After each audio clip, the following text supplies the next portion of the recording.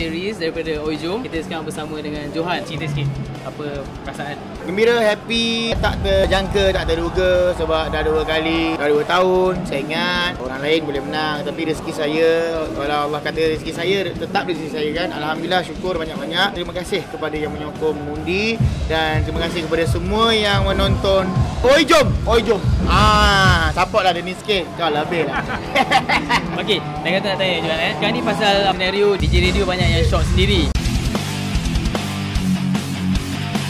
Lama lah soalan tu. Memang kita kena shock sendiri baru shock. Kalau kita sendiri kerja tak shock, macam mana nak tunjukkan orang yang kau shock kerja. Apa yang terjadi dekat radio saya tak ada paksaan nak gelak tak nak gelak tak apa, tak nak gelak tukar radio. Kan sebab benda ni saya cuba menghiburkan pendengar. Kalau saya tak buat betul-betul, saya tak mungkin pendengar semua terhibur. Jadi saya rasa so far saya masih lagi ada pendengar 2.7 million setiap pagi. Jadi saya rasa benda tu tak ada isu. Jadi kalau dah cakap boring ataupun shot sendiri, kenapa boleh menang kan? Tu bagi sikit dekat yang cakap ni, bagi tahu dia secara positif lah. Senang. Dia ada paksaan langsung untuk mendengar mana-mana radio. Terpulang kepada anda. Saya cuba menghiburkan. Kalau anda terhibur, saya ucapkan terima kasih banyak-banyak sebab itu adalah kerja dan kerjaya saya. Menghiburkan orang. Dari segi TV atau radio, kat mana-mana pun itu kerja saya. Saya percaya saya tak boleh senangkan semua orang. Tapi mana yang tak senang tu, cuba cari pendekatan lain untuk dia menyenangkan diri dia. Mungkin tak dengar radio saya, tak apa dengar radio orang lain. Kurangnya awak dengar radio dan awak menyokong kawan-kawan saya yang lain. Okay, cerita pasal projek.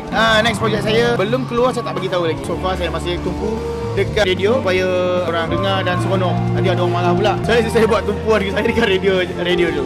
Bagi tengok macam Zizan punya kejayaan dalam Polis Hero. Tak nak ke akan ada satu kolaborasi bersama Zizan buat satu projek go action ke? Mungkin ada satu perancangan tapi bukan dekat filem.